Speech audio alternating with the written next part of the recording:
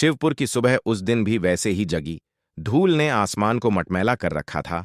ट्रकों की घर्र घर्र आवाजें एक दूसरे में उलझती हुईं और अर्जुन चौक पर चाय के उबलते भगोने से उठती भाप जैसे शहर की थकी हुई सांस। पक्की सड़क के किनारे किनारे पड़ी कंकरीली मिट्टी पर टायरों के निशान ऐसे चिपके थे जैसे किसी ने स्याही से रोज एक ही हस्ताक्षर दोहराए हों। टोकरियों में भरे हरे पीले नींबू, अजवाइन की तेज गंध, डीजल की तीखी कटुवाहट और मुट्ठी भर धूप जो होर्डिंग्स के नीचे फंसी रहती। अर्जुन चौक की सुबह इन्हीं चीजों से बनती थी और इन्हीं चीजों के बीच उसका सबसे गंदा राज छिपा था, पुलिस की वसूली, जो अब इतनी आम हो चुकी थी कि कोई उसे अलग से देखता भी नहीं था। ट्रक रुकते, सिगरेट के धुएं में कलाई घुमाती एक वर्दी वाला आगे बढ़ता, ढीले से सलाम की तरह हवा हिलाता, फिर ड्राइवर की खिड़की के भीतर तर्जनी उंगलियां इस अंदाज में जातीं जैसे कोई रूटीन जांच हो। कुछ नोट अंदर से निकलते, जल्दी जल्दी मोड़े जाते और वर्दी की बाईं जेब के भीतर उसी सहजता से गायब हो जाते जैसे सांस पसलियों के नीचे उतर जाती है। किसी को चमत्कार नहीं लगता था, किसी को शर्म नहीं आती थी। यही वह सुबह थी जब पुलिस मुख्यालय के पोर्च पर सायरन के बिना सधे हुए पहियों के साथ एक नई जीप आकर रुकी। उसके दरवाजे का हैंडल दबा और बाहर उतरी साक्षी राठौड़, गहरी नींद से नहीं, गहरे निश्चय से जगी हुई किसी इंसान की तरह। उनकी चाल में जल्दबाजी नहीं थी, पर विलंब भी नहीं। ये वही संतुलन था जो सालों की सेवा के बाद आता है, जब आदमी जानता हो कि कौन सा कदम कहां पड़ना है और कौन सा शब्द कब तक रोक कर रखना है। उनके बारे में शहर में कहानियां घूमती थीं। शराब के ट्रकों के काफिले को एक रात में रुकवा देना, नेता के बेटे को थाने में उतनी ही सख्ती से बैठाना जितनी किसी साधारण अभियुक्त के लिए होती है, और कोर्ट में सबूत इस तरह रखना कि बहस की राह कम और सच की राह ज्यादा खुले। पर साक्षी जानती थीं कि हर कहानी के नीचे एक अधूरी लाइन होती है, और अर्जुन चौक की लाइन अभी वहीं टूट रही थी जहां से उसे सीधा होना चाहिए था। मुख्यालय के सामने वही लोग थे। रिपोर्ट लिखवाने आया एक बूढ़ा जो हर दस्तक पर अपना एप्पल नुमा चेहरे का झुर्रीदार हिस्सा थोड़ा और नीचे गिरा देता। ड्यूटी से लौटता एक कांस्टेबल जो रात की नींद से नहीं, अपनी आत्मा की बेचैनी से बोझिल था, और दो क्लर्क जो चाय वाले को पहले दो बिना चीनी कहते और फिर आधा कप पीकर अपनी जेब से चीनी की पुड़ियां निकालकर ऊपर से डाल देते। साक्षी ने किसी से कुछ नहीं पूछा। उन्होंने अपने केबिन के शीशे के पीछे नहीं, सड़क के किनारे खड़े होकर शहर को देखा, वैसे जैसे डॉक्टर किसी रोगी को पहली बार नहीं, आखिरी बार निर्णय के साथ देखता है। उन्होंने अपनी कलाई की घड़ी पर नजर डाली। 7:55। यह वह वक्त था जब अर्जुन चौक पर डीलें आसानी से होतीं, क्योंकि ट्रकों की कतार लंबी होती और किसी का ध्यान किसी एक पर नहीं टिकता। सुबह के 8 बजते बजते वह जीप अर्जुन चौक से गुजरी, सीधे नहीं, धीरे धीरे, जैसे आवाज से ज्यादा नजर का इस्तेमाल करना हो। कंधों पर धूप फिसलकर उनकी वर्दी के कड़क कपड़े पर छोटे छोटे चमकीले टापू बना रही थीं। उन्होंने शेड वाली दुकान के सामने ब्रेक नहीं लगाए और न ही हॉकर्स के कंधे पर रखे तराजू की डंडी की ओर आंख घुमाई। उनके देखने का एक अलग तरीका था। वो चीजें जो किसी और को सामान्य दिखतीं, उन्हें असामान्य लगतीं। जो किसी और को शोर लगते, उन्हें संकेत सुनाई पड़ते। एक ट्रक आगे बढ़ा, हाथ उठाकर सिग्नल देने की जरूरत नहीं पड़ी, खुद ब खुद रुक गया। ड्राइवर की हथेलियों पर पुराने ग्रीस के टुकड़े ऐसे चिपके थे जैसे जले हुए दिनों की राख। करीब खड़ा एक हवलदार राम भरोसे हंसते हुए ड्राइवर को भाई साहब कहकर संबोधित करता और दस्तावेज दिखाओ के पहले ही ड्राइवर के हाथ कांपते हुए किसी नोट की तरफ सरक जाते।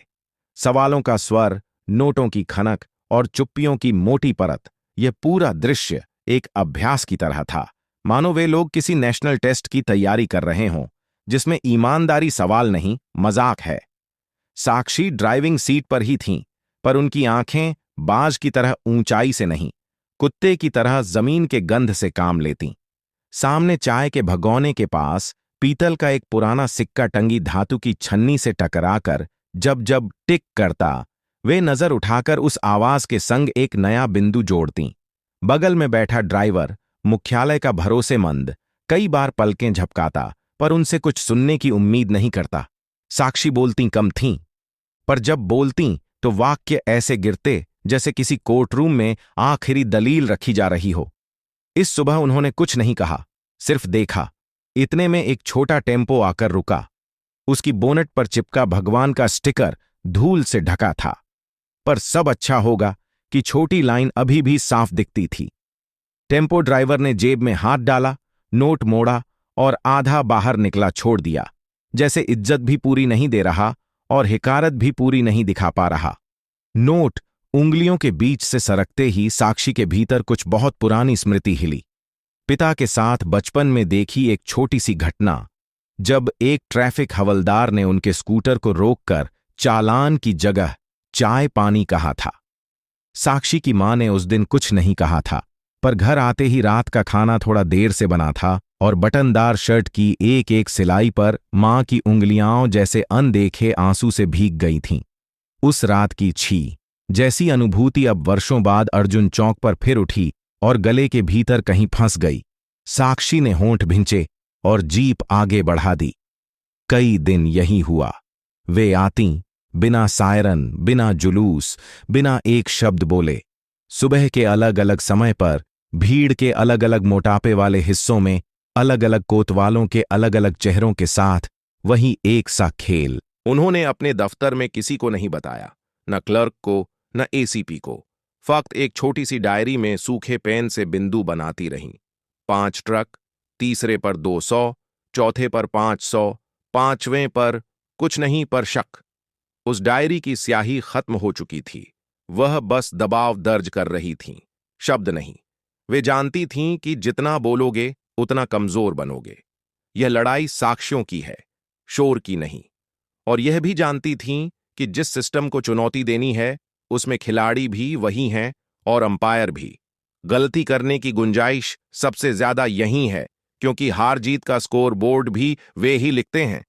अर्जुन चौक के चाय वाले ने तीसरे दिन उन्हें पहचान लिया, नाम से नहीं, निगाह से।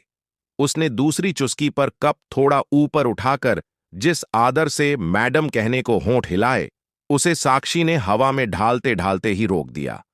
उन्होंने हल्के से सिर के इशारे से मना कर दिया। चौथे दिन नीले रंग की शर्ट में एक सब इंस्पेक्टर ने रास्ते में खड़े होकर चिल्लाकर 2 ट्रकों को एक साथ रोका, जैसे समंदर में एक साथ 2 मछलियां जाल में फंसा ली हों। ड्राइवरों ने अपनी खिड़कियां आधी आधी नीचे कीं, आवाजें नीचे, हाथ ऊपर और नजरें इधर उधर। साक्षी ने पहली बार महसूस किया कि इस चौक पर शर्म एक सामूहिक समझौता है। सब जानते हैं कि गलत है, पर सब यह भी जानते हैं कि आज नहीं तो कल किसी और मोड़ पर उनकी अपनी सांस इसी समझौते पर टिकेगी। और जब समाज अपनी सांसें बेचना शुरू कर देता है तो कानून की किताबें सिर्फ मोटी हो जाती हैं, असरदार नहीं। इन्हीं दिनों में एक सुबह, जब आकाश में हल्की धुंध थी और सूरज का रंग पीतल की थाली जैसा, साक्षी ने अपनी वर्दी अलमारी में टांग दी। सफेद सलेटी पत्तियों वाली साधारण सलवार कमीज पहनी, वैसी जो भीड़ में किसी की याद नहीं बनती। चेहरे पर दुपट्टा आधा खींचा, बाल पीछे की ओर एक डीले जूड़े में बांध दिए और कंधे पर एक कपड़े का थैला चढ़ाया। थैले के नीचे की तह में एक छोटा सा मोबाइल पहले से चालू था, लो पावर मोड में, स्क्रीन ऑफ, पर कैमरा ऑन। आवाज बंद, पर सब सुनने के लिए तैयार। वह जीप की बजाय पैदल निकली। यह शहर पैदल जानना जरूरी था, क्योंकि पहियों पर बैठकर आदमी सिर्फ दूरी नापता है, सड़कों का दिल नहीं। अर्जुन चौक आज और भी व्यस्त था। सब्जियों के ढेर पर पानी की बूंदें चमक रही थीं और परचून वाले ने शटर आधा सा ऊपर उठाकर अंधेरे में से एक छोटी सी मुस्कान बाहर फेंकी। साक्षी ने भीड़ में अपने कदम ऐसे रखे कि किसी की पीठ से न टकराए, किसी बच्चे के हाथ से खिलौना न गिरे। वह सीधे सीधे ट्रकों के पास नहीं गईं। पहले उन्होंने गोल गोल घूमते ऑटो रिक्शों का चक्र देखा, किस तरह एक मोड़ पर उन्हें रोका जाता है और फिर फाइन के नाम पर दसियों रुपए लिए जाते हैं। फिर उन्होंने आंखें बदलकर ट्रकों की ओर देखना शुरू किया। एक ट्रक पीछे लिखा था, मां का आशीर्वाद। आकर रुका। दस्तावेज चेकिंग की पुकार हुई। ड्राइवर ने एक झिंझकी मुस्कान के साथ रजिस्टर बढ़ाया। रजिस्टर सचमुच देखा गया। पर उसी समय साइड में खड़े एक कांस्टेबल ने दाहिने हाथ से 2 उंगलियां उठाईं। यह शहर के इस हिस्से की भाषा में 200 था। ड्राइवर ने डैशबोर्ड के नीचे रखे प्लास्टिक के बॉक्स में हाथ डाला और साक्षी के कंधे के ठीक पास से वह नोट उनकी आंखों के सामने से होते हुए उस कांस्टेबल की हथेली में और फिर जेब में घुस गया। साक्षी की हथेलियां शांत रहीं, पर थैले की तह में रखा मोबाइल सब रिकॉर्ड कर रहा था। चेहरों की रोशनी, जेब की दिशा, उंगलियों का संकेत, नोट की तह, वर्दी की सिलाई, सब। यही करते करते, जैसे कोई मोची सुई और धागे से चप्पल की सीमों को जोड़ता है, साक्षी उस पूरे चौक के पैटर्न को सिला रही थीं। उन्हें एहसास था कि बस एक गलती और वह सब कुछ बेकार। भीड़ में किसी ने उन्हें गौर से देखा। यह वही हवलदार राम भरोसे था। चौड़े कंधे, पान से लाल भरी मुस्कान और आंखें जो हमेशा थोड़ी सिकुड़ी रहतीं, जैसे हर समय किसी पर शक हो। उसने एक पल के लिए गर्दन उठाई, फिर बिना कुछ कहे अपने कंधे के रेडियो को हल्के से ठकठकाया, मानो इस शोर में भी उसे एक अलग सी खरखराहट सुनाई दी हो। साक्षी ने नजरें नहीं मिलाईं। उन्होंने पास की टमाटरों की टोकरी उठाई, तराजू पर रखी और दुकानदार से कीमत पूछी, आवाज में वही थकान जो हर गृहिणी के स्वर में होती है। दुकानदार ने हंसते हुए कहा, मैडम, महंगा चल रहा है। और उसी हंसी में दुनिया की सारी मजबूरियां, सारे झूठ और सारे सच एक साथ इकट्ठा होकर उस तराजू की डंडी पर झूल गए। साक्षी ने पैसे दिए, बचे हुए सिक्के थैले में गिराए, ठक ठक की मध्यम आवाजें आई और मोबाइल की रिकॉर्डिंग ने उस ठक ठक में भी एक टाइम स्टैम्प जोड़ लिया। कुछ कदम आगे बढ़ते ही एक और ट्रक रुका। गन्ने से लदा, रस के लिए शहर भर में जाएगा। उसके ड्राइवर की आंखें लाल थीं। रात चलाकर आया होगा। पुलिस वाले ने मुस्कुराकर कहा, नियम सबके लिए बराबर है भाई। फिर धीरे से जोड़ दिया, पर रेट सबका अलग है। यह लाइन सुनते ही साक्षी के भीतर का कोई ठंडा हिस्सा और ठंडा हो गया, जैसे शरीर में बहता खून अचानक बर्फ बन गया हो। उन्होंने थैले की पकड़ थोड़ी कस ली और भीड़ के बीच से होते हुए दूसरे कोण पर जा खड़ी हुई, जहां से हाथ, नोट और जेब एक सीधी रेखा में दिख रहे थे। मोबाइल की आंख ने हल्का सा झूम लिया और साक्षी की सांस ने हल्का सा ठहराव। ठीक उसी वक्त राम भरोसे की नजर सीधी उन पर टिकी। अब स्थायी संदेह नहीं, केंद्रित सावधानी। वह धीरे धीरे उनके पास चला आया। शोर में भी उसकी चप्पलों की रगड़ सुनाई दे रही थी। उसने साइड से घेरते हुए बिना अभद्रता पर बिना औपचारिकता कहा, बहन जी, थैला जरा दिखाइए, जांच करनी है। वाक्य साधारण था, इरादा नहीं।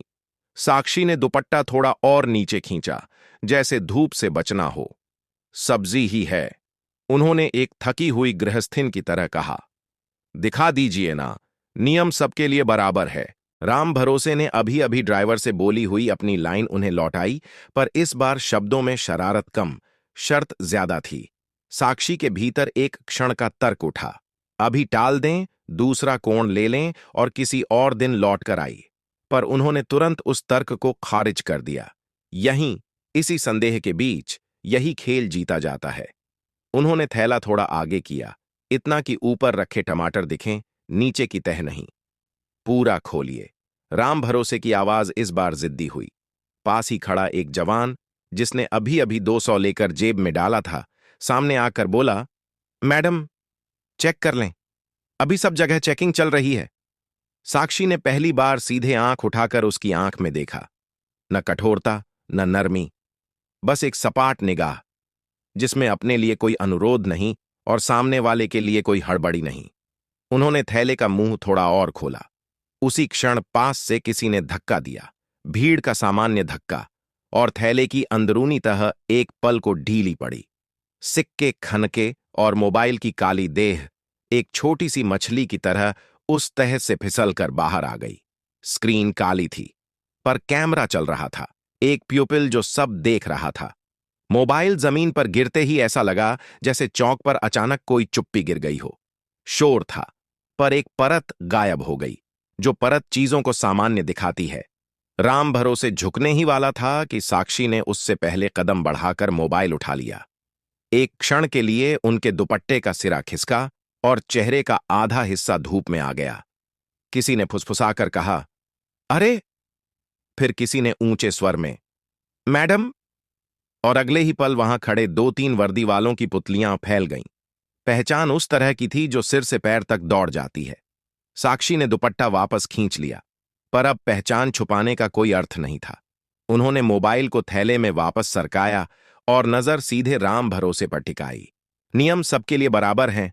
उन्होंने वही लाइन लौटाई, पर उनके स्वर में मजाक नहीं, आदेश था। ठंडा, सपाट, निर्विवाद। ये सब बहुत धीमे धीमे हुआ, पर समय उसी क्षण तेज भागने लगा। 2 सेकंड बाद पास के हैंडसेट पर खरखराहट हुई। वॉकी टॉकी की एक परिचित आवाज, जिसे सुनते ही कुछ लोग संभलते हैं और कुछ गलतियां करते हैं। ये खरखराहट साक्षी की टीम के उस हिस्से से आई थी जो दूर कोने पर पहले से मौजूद था, बिना वर्दी, बिना पहचान, पर साक्षी की आंखों और इशारों से बंधा हुआ। साक्षी ने गर्दन बस 1 मिलीमीटर बाईं ओर घुमाई। किसी और को यह हरकत नजर ना आती, पर उनकी टीम के लिए यही संकेत था। घेरो। अगले चंद सेकंड में शहर की सबसे साधारण सीधी सड़क एक सुनियोजित सर्कल में बदल गई, जैसे किसी ने भीड़ की रेखाओं को पकड़कर अचानक एक ज्यामिति बना दी हो। गाड़ियों की गति धीमी हुई, फिर रुकी। जिन लोगों ने अभी अभी पैसे लिए थे, उनकी हथेलियां अनाथ सी हो गईं। वे नहीं जानते थे कि उंगलियों को जेब में रखें, हवा में या पीठ के पीछे। ड्राइवरों की आंखों में डर नहीं, आश्चर्य था, जैसे किसी ने अचानक वह दृश्य दिखा दिया हो जिसके बारे में वे रोज सोचते थे, पर कभी होने की उम्मीद नहीं करते थे। राम भरोसे ने तुरंत उभरने की कोशिश की। मैडम, गलतफहमी है। हम तो बस। वह वाक्य पूरा भी नहीं कर पाया था कि साक्षी ने अपनी जेब से कार्ड निकाला, साधारण प्लास्टिक का, पर इस पर छपा नाम उस पूरे चौक की फिजिक्स बदलने के लिए काफी था। Sakshi Rathore, IPS, superintendent of police. उन्होंने कार्ड को उसकी आंखों की ऊंचाई तक लाकर एक क्षण ठहराया, ताकि अक्षर सिर्फ पढ़े न जाए, भीतर उतरे। फिर उतनी ही शांति से बोलीं, जो भी कहना है वहीं कहोगे जहां कहना चाहिए। अभी नहीं, यहीं नहीं, लाइन में खड़े हो जाओ। उनकी आवाज में कोई चिल्लाहट नहीं थी, पर पास खड़ी भीड़ ने अपने अपने गले में छिपी हुई चीखों को एक साथ निगल लिया। 2 सादा कपड़ों में अधिकारी आगे आए। उनकी हथेलियों में कागज नहीं, कलाई में पहचान बैंड। उन्होंने सबसे पहले उस जवान की जेब टटोली। 200 के 2 नोट मिले, सीरियल नंबर लिखे गए। कैमरे ने क्लोज शॉट लिया। फिर दूसरे के पास 500 के मोड़े हुए नोट, उन पर एक छोटी सी तेल की परत, शायद किसी ने हाथ से खाने के बाद दिए थे।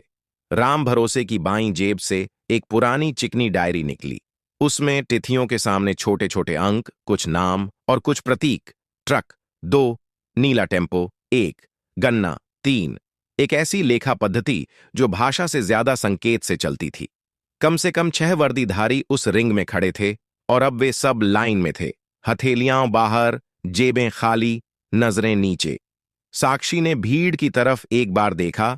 उनकी आंखों में वह भरोसा था जो वर्षों से किसी ने मांगा ही नहीं था। ड्राइवरों ने एक दूसरे की ओर देखा और हल्के हल्के सिर हिलाए। यह सिर हिलाना धन्यवाद नहीं था, विश्वास भी नहीं। यह उस लंबे स्तब्धता का पहला माइक्रो हावभाव था जो कहता है, शायद कुछ बदल सकता है। चाय वाले ने आग धीमी कर दी। उबलती चाय जैसे इस दृश्य की गवाह बनना चाहती हो। परचून वाले ने शटर थोड़ा और ऊपर कर दिया। किसी को भीतर से देखने की जरूरत नहीं, बाहर ही सब दिख रहा था। वॉकी टॉकी पर अब साफ आवाज आई, team alpha, position lock, road block set. Team bravo, video logging on. Team charlie, quick response unit 2 मिनट में। यह एक ऑपरेशन का शब्दकोश था, पर सड़क ने इसे पहली बार इस तरह सुना। कुछ दूर से सायरनों की छोटी छोटी लहरें आईं। जोरदार नहीं, बस इतनी कि भीड़ को पता चल जाए कि यह अचानक घटा कोई हादसा नहीं, एक योजना है। करीब खड़े एक दलाल टाइप आदमी, जो अभी तक पुलिस वालों के कंधों पर हल्के हाथ रखकर उनके साथ हंसता बोलता था, ने भीड़ में घुलने की कोशिश की। साक्षी की नजर फिसलकर उस पर रुकी, जैसे कोई पुराने अनुभव से जानता हो कि किस चेहरे पर अपराध की धूल नए नए बैठी है। उसे पकड़ो, उन्होंने केवल 2 शब्द कहे। एक सादा वर्दी वाला उसके पास पहुंचा। उसने भागने की कोशिश की, भीड़ ने उसे जगह नहीं दी। यह वही भीड़ थी जो अभी तक सहिष्णु थी, अब सहायक हो गई थी। उनका कोई घोषणा पत्र नहीं था, पर उनकी देह एक छोटे से न्याय में शरीक हो रही थी। अर्जुन चौक पर उस दिन पहली बार लगा कि धूप सिर्फ जलाती नहीं, उजाला भी करती है। कैमरों ने हर जेब, हर हाथ, हर नोट, हर इशारे को पकड़ लिया। साक्षी ने किसी पत्रकार को नहीं बुलाया था। यह शो नहीं था, यह सर्जरी थी। सर्जन तब तक नहीं बोलता जब तक कैंची टेबल पर वापस न रख दे।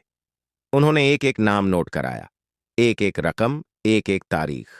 फिर सबसे अंत में उन्होंने अपने दुपट्टे को ठीक से सिर पर खींच लिया। अब कोई अभिनय नहीं। और बहुत शांत, बहुत साफ, बहुत ठंडे स्वर में बोलीं, आज से यह चौक सांस लेना सीखेगा। और हवा में गंध होगी, सब्जियों की, धूल की, पर डर की नहीं। उनकी टीम ने गिरफ्तारियां शुरू कर दीं। किसी को हथकड़ी, किसी को नोटिस, किसी को वहीं बैठाकर बयान। राम भरोसे के चेहरे पर पहली बार हंसी गायब थी। वह जिद करना चाहता था कि हम तो आदेश पर उसी क्षण उसकी आंखें उस मोबाइल के काले लेंस से टकरा गईं। लेंस में उसे अपना चेहरा नहीं, अपनी जेब के भीतर का अंधेरा दिखा। वह चुप हो गया। एक ट्रक ड्राइवर, जिसकी हथेलियों पर अभी भी ग्रीस लगा था, आगे बढ़ा और बिना कुछ कहे साक्षी की तरफ देखा, जैसे कहना चाहता हो, आज जो हुआ वह हम सब के लिए हुआ। साक्षी ने कोई भाषण नहीं दिया, सिर्फ एक बार सिर हिलाया, वही छोटा सा नियंत्रित इशारा जो उनके भीतर के तूफान को बाहर की शांति में बदल देता था। जब आखिर में जीप फिर से चली, अर्जुन चौक पीछे छूटता गया। पर पहली बार ऐसा लगा कि वह चौक जगह नहीं, एक आदत था, और आज उस आदत में दरार पड़ गई है। साक्षी ने शीशे में पीछे देखा। चाय वाला भगोना उतार रहा था, परचून वाला शटर पूरा खोल चुका था, और सड़क के किनारे किनारे टायरों के पुराने निशानों के बीच एक नया पतला सा निशान बन रहा था, जैसे किसी ने धूल पर उंगली घुमाकर लिखा हो, बस।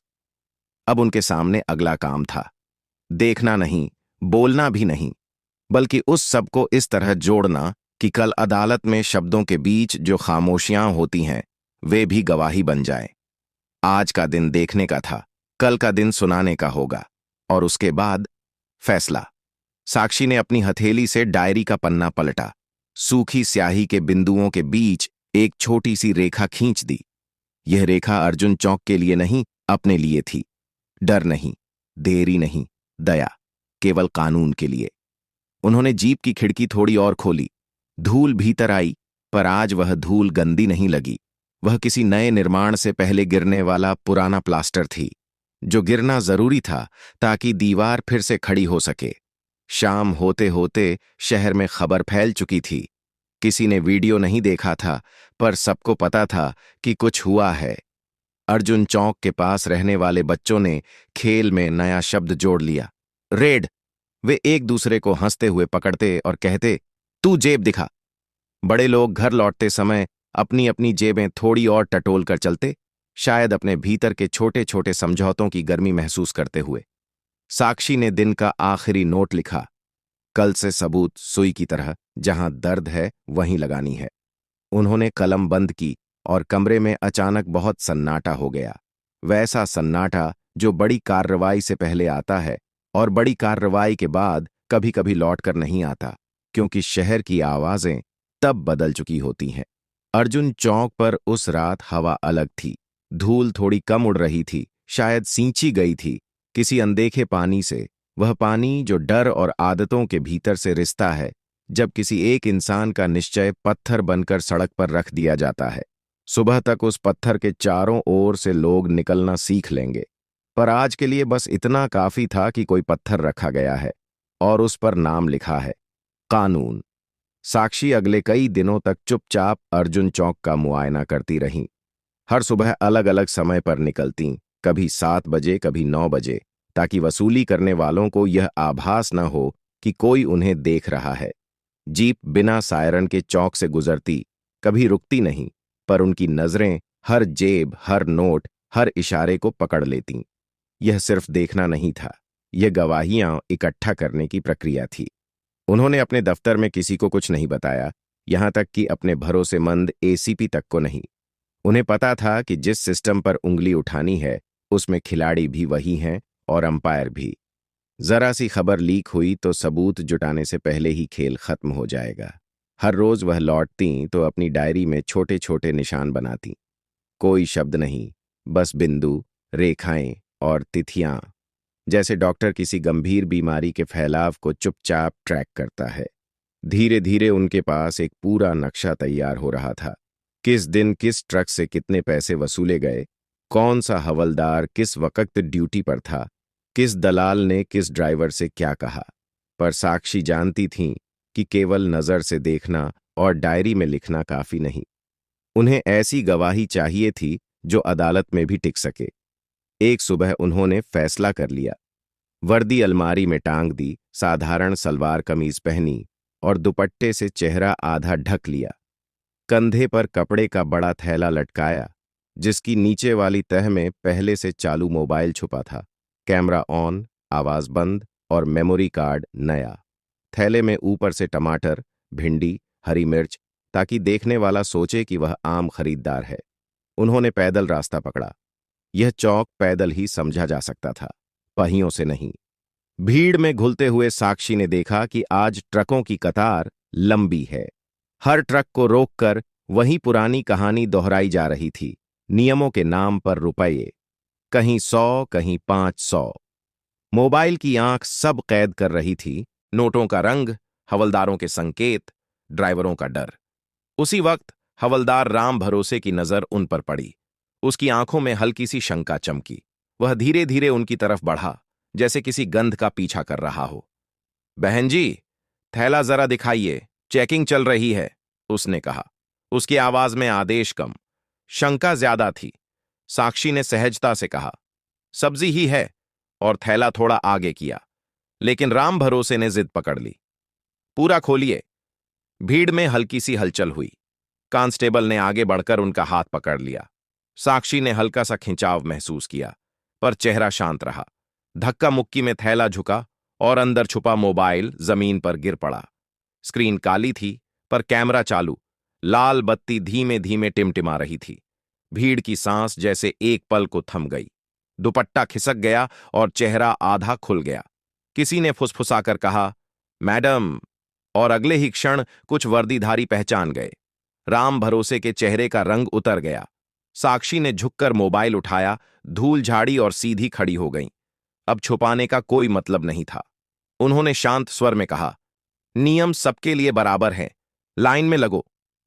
उसी पल वॉकी टॉकी की खरखराहट गूंजी। उनकी स्पेशल टीम पहले से आसपास तैनात थी। आदेश मिलते ही भीड़ ने घेरा बना लिया। कुछ ही मिनटों में चौक के चारों ओर पुलिस का घेरा था।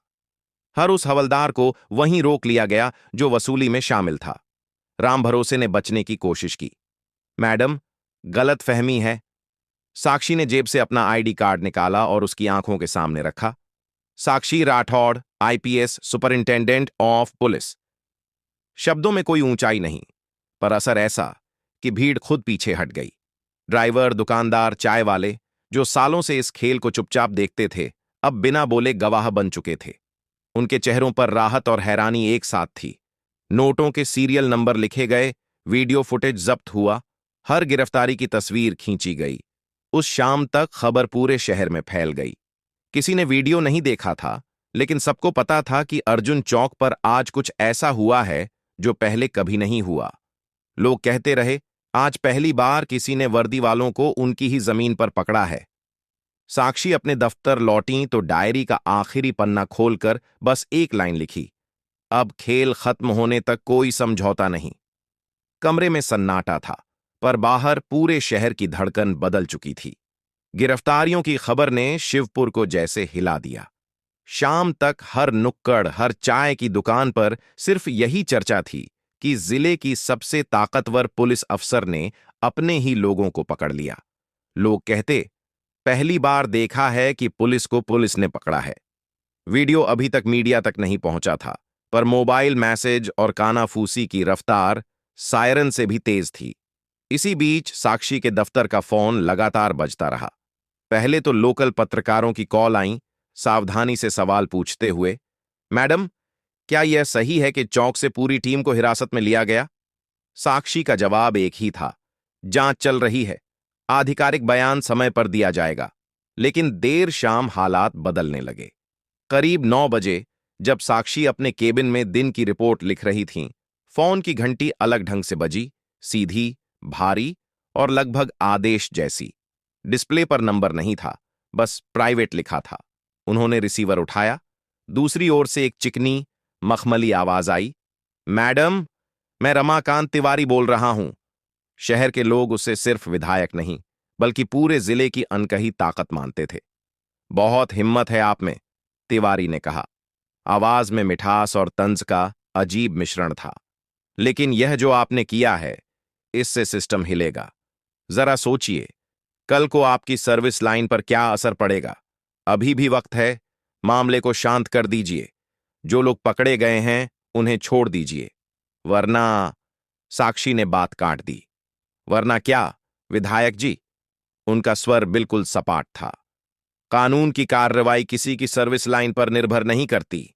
जिन पर आरोप है, उनका जवाब अदालत में होगा, मेरे फोन पर नहीं। बिना और शब्दों के उन्होंने कॉल काट दिया। रात गहराने लगी, पर दबाव का सिलसिला खत्म नहीं हुआ। आधी रात को डीआईजी शर्मा ने खुद उन्हें दफ्तर बुलाया। दफ्तर की लाइटें आधी बुझी थीं, पर कमरे में मौजूदगी का भार महसूस हो रहा था। शर्मा की आवाज में बनावटी नाराजगी थी। आपने इतना बड़ा ऑपरेशन बिना मुझे बताए कैसे कर दिया? मीडिया में हलचल मच गई है, ऊपर तक बातें जा रही हैं। साक्षी ने फाइल उनकी ओर बढ़ाई। सबूत देखिए सर, बदनामी तब होती है जब वर्दी पहनकर चोरी होती है, न कि जब उसे रोका जाता है। शब्दों में न कोई ऊंचाई थी, न घबराहट, सिर्फ स्थिर ठंडक। शर्मा ने फाइल बंद कर दी, पर उनकी निगाहों में असंतोष साफ था। अगले ही दिन साक्षी ने प्रेस कॉन्फ्रेंस बुला ली। मीडिया हॉल खचाखच भरा था। स्थानीय अखबार, TV channel, social media blogger, सबको जैसे इस पल का इंतजार था। साक्षी मंच पर आईं और बिना लंबी भूमिका के सीधे सबूत रख दिए। बड़ी स्क्रीन पर वो फुटेज चला जिसमें हवलदार जेब में नोट डाल रहा था, ड्राइवर घबराकर नजरें झुका रहा था। जब्त नकदी की तस्वीरें, डायरी में दर्ज तारीखें, दलालों के बयान, हर चीज सार्वजनिक कर दी। फिर उन्होंने वह वाक्य कहा जो अगले 24 घंटे में पूरे राज्य में गूंज उठा। जब एक आईपीएस अधिकारी के साथ सड़क पर यह हो सकता है, तो सोचिए आम आदमी का क्या हाल होता होगा। कमरे में कुछ सेकंड सन्नाटा रहा। फिर कैमरों की फ्लैश एक साथ चमकी। उस वाक्य ने जैसे लोगों के भीतर का डर तोड़ दिया। सोशल मीडिया पर हम साक्षी के साथ हैं ट्रेंड करने लगा। आम लोग जो अब तक चुप रहते थे, खुलकर बोलने लगे। किसी ने लिखा, पहली बार लगता है कि कानून सिर्फ किताब में नहीं है। किसी ने कहा, अब उम्मीद है कि वसूली बंद होगी। लेकिन यह समर्थन जितना ताकत देता था, उतना ही खतरनाक भी था। शाम तक साक्षी को एहसास हो गया कि नेताओं और भ्रष्ट अफसरों के लिए यह सिर्फ एक ऑपरेशन नहीं, सीधे सीधे उनके राज पर हमला था। जिस सिस्टम को वे बेनकाब कर रही थीं, वहीं अब उसके खिलाफ लामबंद हो रहा था। डीआईजी शर्मा ने दोबारा फोन किया। इस बार लहजा पहले से ठंडा था। मैडम, ऊपर से भी नाराजगी है, सावधानी बरतिए। साक्षी ने केवल इतना कहा, मैं अपना काम कर रही हूं सर, और कॉल खत्म कर दिया। रात को मुख्यालय लौटते समय उन्होंने खिड़की से बाहर देखा। शहर वैसा ही था, धूल, ट्रैफिक, सायरन।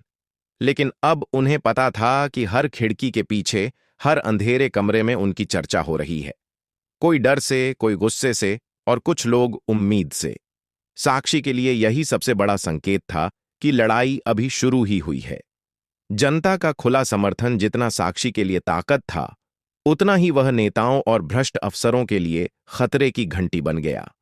सोशल मीडिया पर हम साक्षी के साथ हैं का शोर शहर से निकलकर पूरे राज्य में फैलने लगा। लेकिन यह शोर जितना उम्मीद भर रहा था, सत्ता के गलियारों में उतना ही डर पैदा कर रहा था। अब खेल सीधे सीधे टकराव की ओर बढ़ रहा था। अगले ही दिन से स्थानीय अखबारों और छोटे पोर्टलों पर अजीब अजीब खबरें छपने लगीं। कहीं लिखा था कि साक्षी पर ही रिश्वत लेने के आरोप हैं। कहीं किसी गुप्त रैकेट में उनके शामिल होने की अफवाह उछाली जा रही थी। कुछ खबरें इतनी बेहुदा थीं कि हंसी आती, लेकिन उनका मकसद साफ था, जनता के दिमाग में शक के बीज डालना। साक्षी ने इन खबरों को पढ़कर बस इतना कहा, एक भी सबूत हो तो सामने लाओ, वरना झूठ फैलाने वालों पर कड़ी कार्रवाई होगी। उन्होंने अपनी टीम को निर्देश दिया कि हर झूठी खबर का डिजिटल सबूत जुटाया जाए ताकि बाद में साइबर सेल में मामला दर्ज किया जा सके। पर नेताओं को यह समझ आ गया कि अफवाहों से यह अवसर टूटने वाली नहीं। इसके बाद उन्होंने सीधे डर का रास्ता चुना।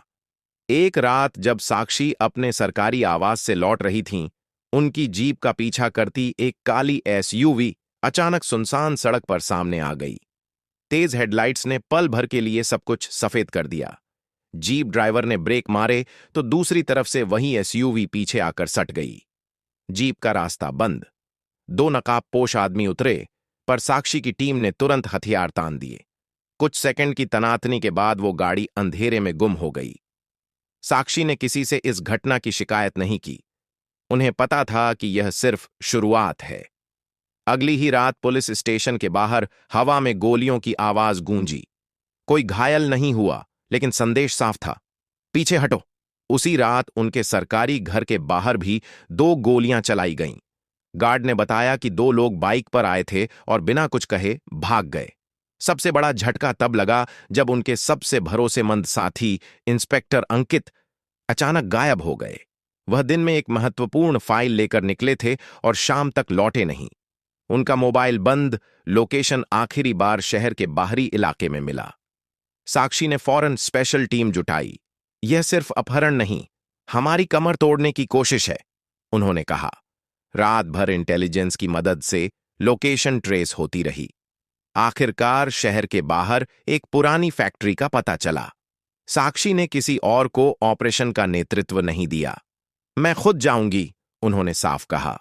टीम ने उनका विरोध किया, पर उनकी आंखों में जो दृढ़ता थी, उसने सबको चुप करा दिया। रात के 2 बजे पूरी योजना तैयार हुई। फैक्ट्री के चारों ओर टीम ने पोजीशन ले ली। साक्षी ने इशारा किया और बिजली की मुख्य लाइन काट दी गई। चारों ओर घुप अंधेरा छा गया। उसी पल स्मोक ग्रेनेड फेंके गए। धुएं में ढकी फैक्ट्री में अफरा तफरी मच गई। गोलियों की कुछ आवाजें गूंजीं, पर साक्षी की टीम तेजी से आगे बढ़ी। उन्होंने खुद मोर्चा संभाला, टॉर्च की हल्की रोशनी में रास्ता देखते हुए हर कोने की जांच करती रहीं। आखिरकार एक कमरे में रस्सियों से बंधे अंकित मिले। उनके चेहरे पर चोट के निशान थे, लेकिन वह जिंदा थे। साक्षी ने खुद अपनी जेब से चाकू निकाला और रस्सियां काटीं। तुम ठीक हो? उन्होंने धीमे से पूछा। अंकित ने बस सिर हिलाया। आंखों में थकान और राहत थी। हमलावरों में से 3 को मौके पर ही पकड़ लिया गया। बाकी अंधेरे का फायदा उठाकर भाग निकले। पूछताछ में साफ हुआ कि यह सब विधायक तिवारी के इशारे पर हुआ था। इस पूरी घटना ने साक्षी को डराने की बजाय और कठोर कर दिया। वह जानती थीं कि अब यह सिर्फ पुलिस की वसूली का मामला नहीं रहा। यह सीधे सीधे सत्ता के उस गहरे जाल से लड़ाई थी जहां कानून को तोड़ने वाले ही कानून लिखते थे। सुबह होते होते साक्षी ने प्रेस को फिर से बुलाया। चेहरा थका हुआ था, लेकिन आवाज पहले से भी ठंडी और स्थिर। हम पर हमले, गोलियां, अपहरण सबूत मिटाने के लिए हैं, लेकिन जो सच है वह डर से नहीं मिटता। यह लड़ाई खत्म नहीं होगी, अब इसे अंजाम तक पहुंचाना ही होगा। उनकी यह बात शहर भर में गूंज उठी। अब लोग सिर्फ सहानुभूति नहीं, खुला समर्थन देने लगे। गलियों में, दुकानों में, यहां तक कि स्कूलों में बच्चे भी कहते, साक्षी मैडम डरती नहीं।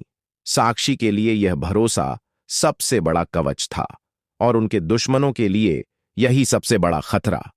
अब साक्षी के सामने तस्वीर पूरी तरह साफ थी। इस पूरे रैकेट का असली मास्टरमाइंड विधायक रमाकांत तिवारी था, और उसके पीछे पुलिस मुख्यालय तक फैला भ्रष्टाचार का जाल। उनके पास सबूत थे, लेकिन साक्षी जानती थीं कि केवल वीडियो और बयान काफी नहीं होंगे। तिवारी जैसे नेता को गिराने के लिए पूरे तंत्र को बेनकाब करना होगा। पैसों का रास्ता, हवाला के तार और उन सभी हाथों को सामने लाना होगा जो इस खेल में साझेदार थे। उन्होंने इंटेलिजेंस विंग और एंटी करप्शन ब्यूरो को साथ लेकर गुप्त जांच शुरू की। बैंक रिकॉर्ड खंगाले गए। तिवारी के रिश्तेदारों और नौकरों के खातों की महीनों पुरानी लेन देन हिस्ट्री निकाली गई। एक एक ट्रांजैक्शन में छुपे कोड शब्द, नकद निकासी और हवाला ट्रांसफर की लंबी चेन सब धीरे धीरे खुलने लगी। हर रात साक्षी खुद बैठकर रिपोर्ट पढ़ती, नामों को जोड़तीं और नक्शे पर तीर बनातीं। जल्द ही यह साफ हो गया कि यह सिर्फ शिवपुर का खेल नहीं, बल्कि अंतर्राज्यीय नेटवर्क है, जिसमें शराब, रेत और नकली नोटों तक की तस्करी के पैसे शामिल थे। साक्षी ने तय किया कि तिवारी और उसके पूरे गिरोह पर एक साथ वार किया जाएगा। उन्होंने अपनी टीम से कहा, हम सिर्फ गिरफ्तारी नहीं करेंगे, पूरा तंत्र तोड़ेंगे। छापा तभी पड़ेगा जब एक भी सबूत अदालत में खड़ा रह सके।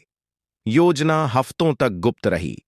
चुने हुए अफसरों को अलग अलग जिम्मेदारियां दी गईं, किसी को फार्म हाउस की निगरानी, किसी को बैंक ट्रांजैक्शन की अंतिम पुष्टि और किसी को डीआईजी शर्मा के ठिकानों पर नजर रखने का काम। आखिर वह दिन आया। भोर से पहले ही राज्य के कई जिलों में एक साथ छापेमारी शुरू हुई। शिवपुर, लखनऊ, कानपुर और बिहार सीमा तक हर जगह सटीक समय पर टीमें तैनात हुईं। तिवारी के आलीशान फार्म हाउस में जब दरवाजे तोड़े गए तो तहखाने से बोरियों में भरे करोड़ों रुपए बरामद हुए। ईंटों के पीछे सोने की ईंटें छुपी थीं। पुलिस लॉकर में मिली चाबियों से डीआईजी शर्मा के प्राइवेट लॉकर खोले गए, जहां से सोने की सलाखें और विदेशी करेंसी मिली। दलाल की डायरी से कई जिलों की वसूली का पूरा हिसाब सामने आया। तारीख, रकम और उन अफसरों के नाम जो अब तक पर्दे में थे। शहर में खबर आग की तरह फैली। लोग मोबाइल पर लाइव अपडेट देखते रहे।